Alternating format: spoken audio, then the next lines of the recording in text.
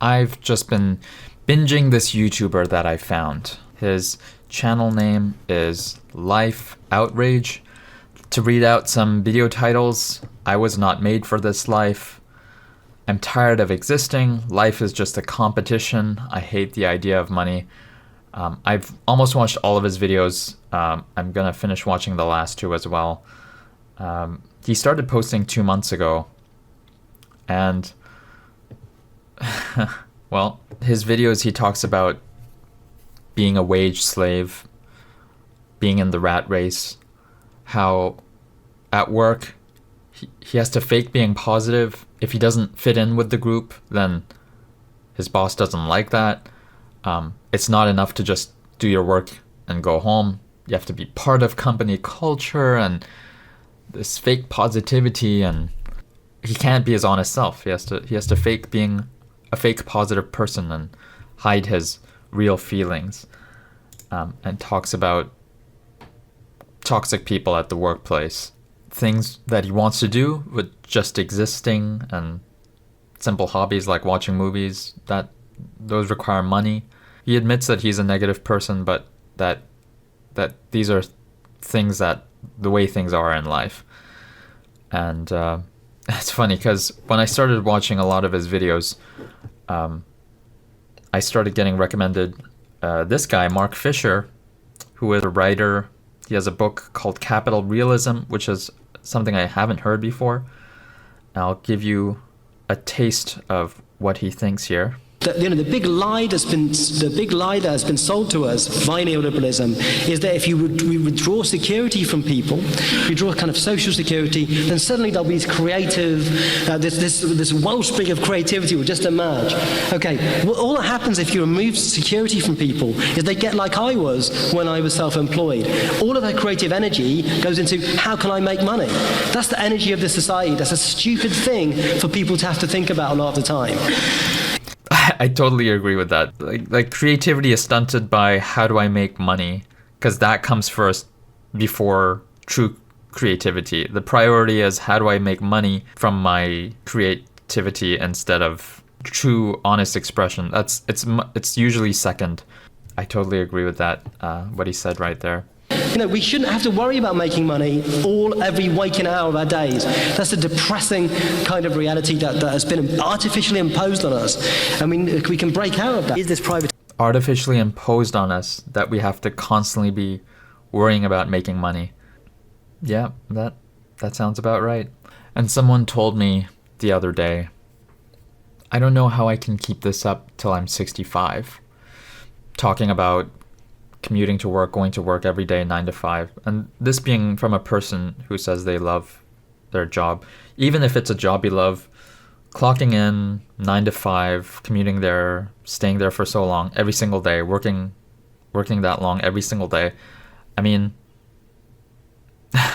even with a job you love, it's just exhausting and just easy to get burnt out at that point. Going back to Outrage, this channel right here, he says when he tells people what his thoughts on jobs and life are, people just tell him, oh, that's the way life is. And he says, just because that's the way it is doesn't mean I have to like it. Watching all of this content, watching him talk about his life experience and what he's going through, it put me in a pensive mood, and I agree a lot with what he says. My last corporate job was at a call center in 2018, getting yelled at by people whose internet wasn't working. That was with an engineering degree that I have, but I was working there, and I was there until I went manic and back into the psych ward, and I was completely broken afterwards for years, and now I'm still living with my mom at age 34, making YouTube videos with the intent of it eventually being enough to be a full-time income. And at some point, I'll probably have to at least get a part-time job and pursue YouTube in my spare time.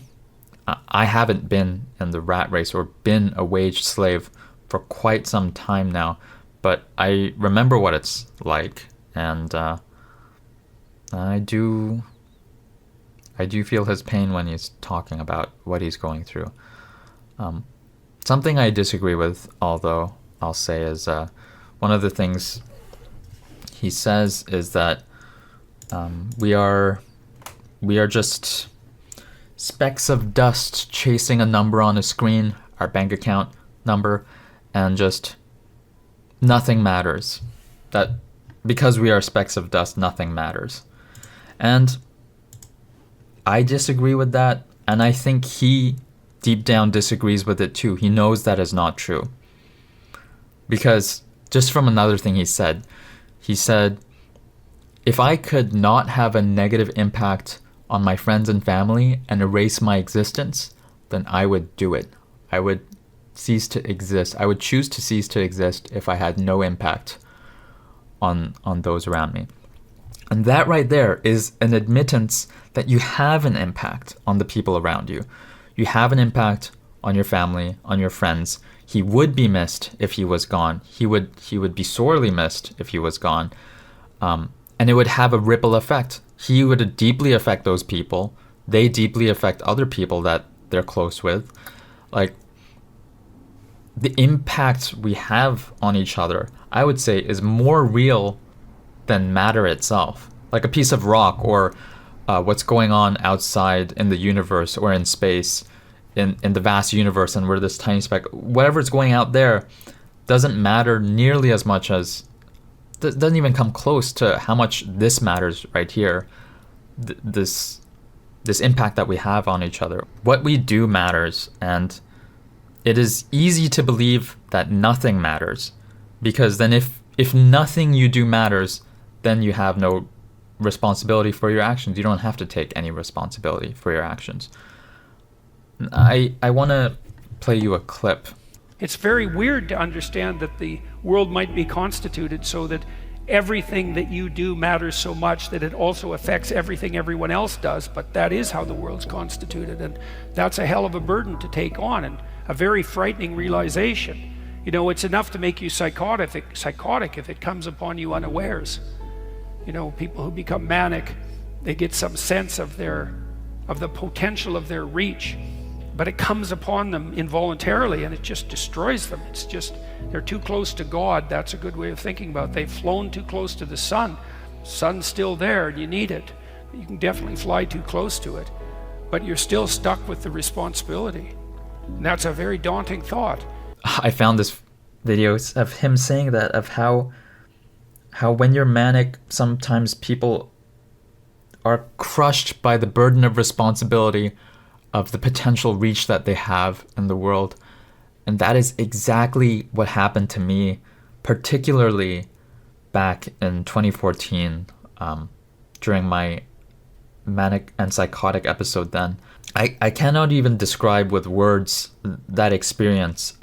It felt like I was physically, mentally, emotionally being crushed by the burden of responsibility of my actions, because I had to make the world a better place. And I remember it was just like in the morning in front of my laptop, and I was just crushed, and I was psychotic, not normal function level of human, and I was just going,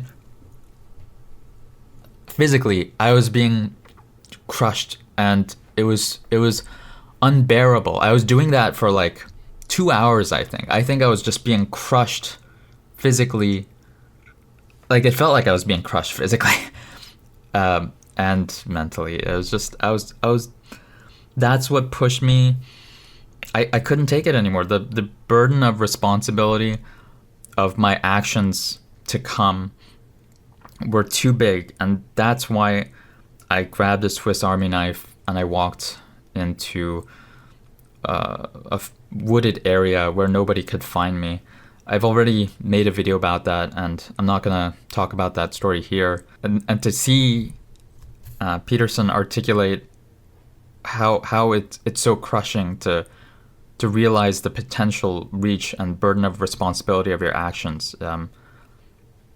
that really surprised me that he articulated it better than he found a way to articulate it for me that I couldn't articulate myself. I just want to show you the rest of the clip as well. Here's your choice. Your life is meaningless, fundamentally, ultimately. You know, you're just a dust speck you're just a grain of sand on an infinite beach. And what you do doesn't really matter.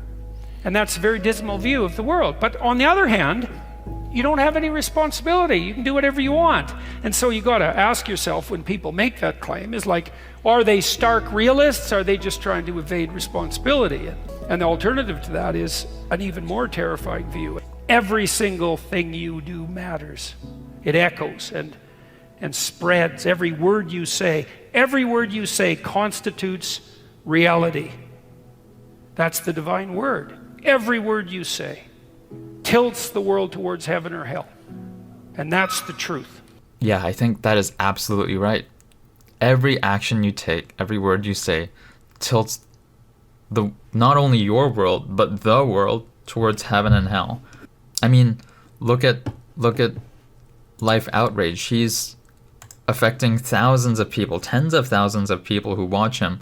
If you look at the comments, I mean, some of them say life is a piece of crap, and I mean, they agree with him. Some people say you're not alone, or I feel so validated that someone else thinks the same way I do.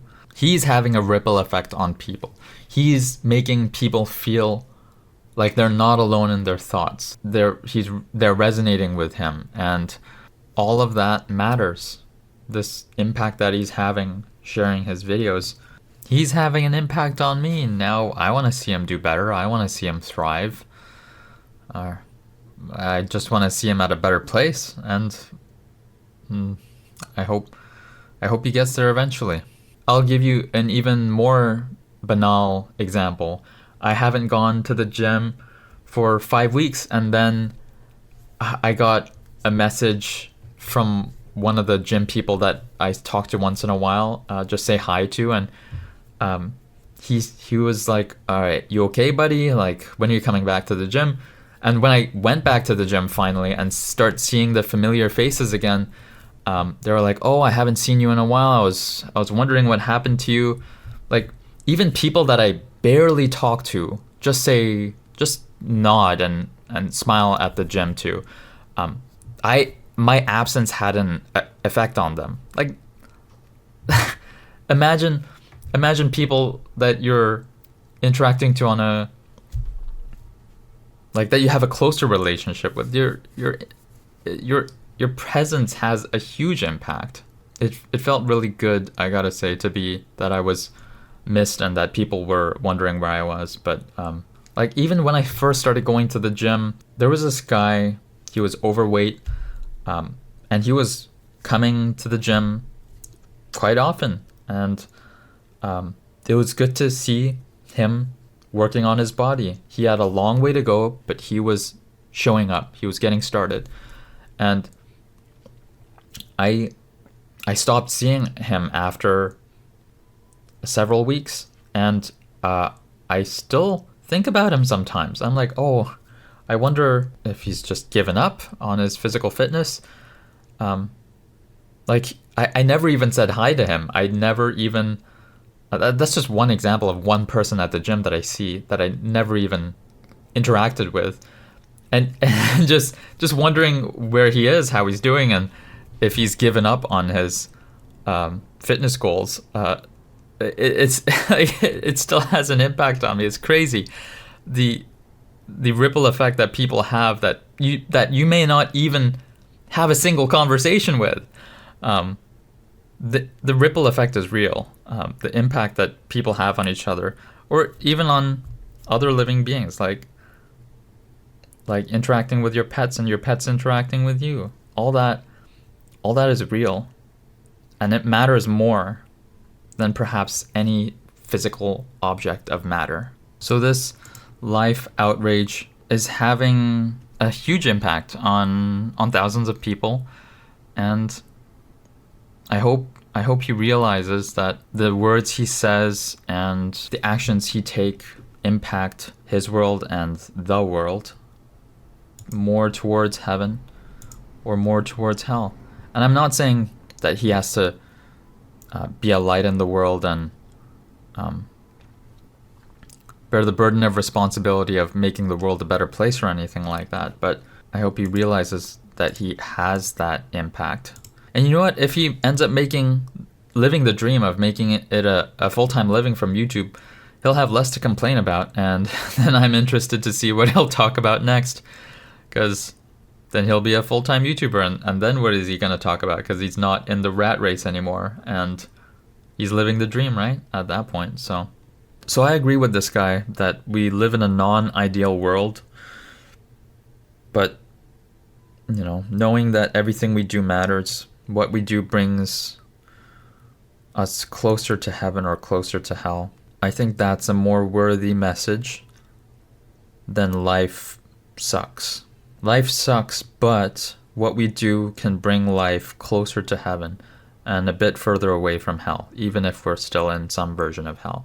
Because hell has infinite degrees of levels, and you can keep going down the depths of hell forever. So you definitely don't want to you definitely want to pull yourself further away from the depths of hell and further towards heaven. And that's why I say at the end of my videos, 1% better every day, baby, because it's not just about becoming 1% better for yourself, but 1% better for yourself means 1% better for the world. If you're 1% better, then the world is 1% better. Or maybe not a 1-to-1 correlation, but there is a relation where if you're 1% better, then the world is better off, no matter how much of a fraction of a percentage that is. Man, the process of thinking about this video idea that this video idea for this video, I've been sitting on it for too long, trying to think about what I wanted to say. It was hard wrestling with this topic and trying to articulate what I really wanted to say at the end. I didn't quite enjoy the process of scripting for this video. So although I said in a previous live stream that I'm going to script more of my videos, I think I'll do it on a case-by-case basis. If I want to do some stream of consciousness talking, then I'll do some stream of consciousness talking. And if I want to make a scripted video because this video topic calls for some scripting, then I will script it and outline it like I did in this video. So that'll be the plan for my future videos. I need to focus on enjoying the process as well, because making this video was a real drag, and I've been delaying it too long, being too stuck in my thoughts. So let's go to the ukulele of a few days of practicing. I'm still practicing the 4 chords, and let's see how much I improved. I'm a bit faster now at the 4 chords, so. I'm yours. Open up your mind and see like me. Open up your plans and damn, you're free. Look into your heart and you'll find love, love, love. Listen to the music, people dance and sing. We're just one big family. It's our God-forsaken right to be loved, loved, loved.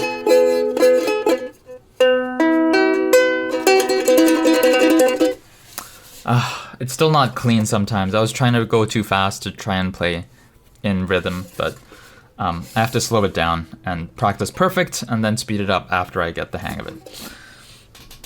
Slowly practicing, slowly getting better, because I'm not practicing for hours a day. I'm just picking it up a few minutes at a time and practicing. So, oh man, this is 27 minutes long. I have to edit it down. That's gonna take a while. All right, so here comes the pet montage.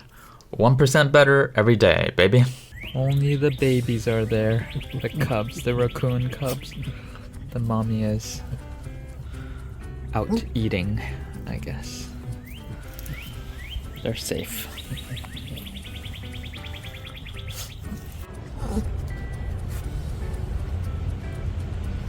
It's very warm today. It was cold yesterday.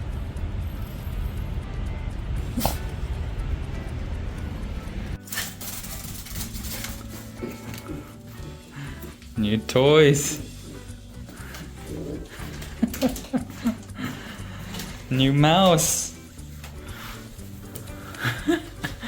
For Muffin and Tigger.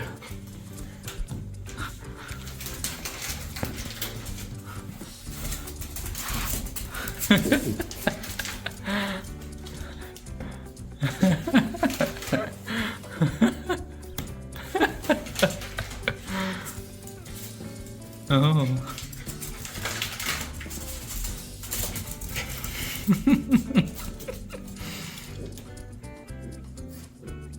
No, he's playing with it.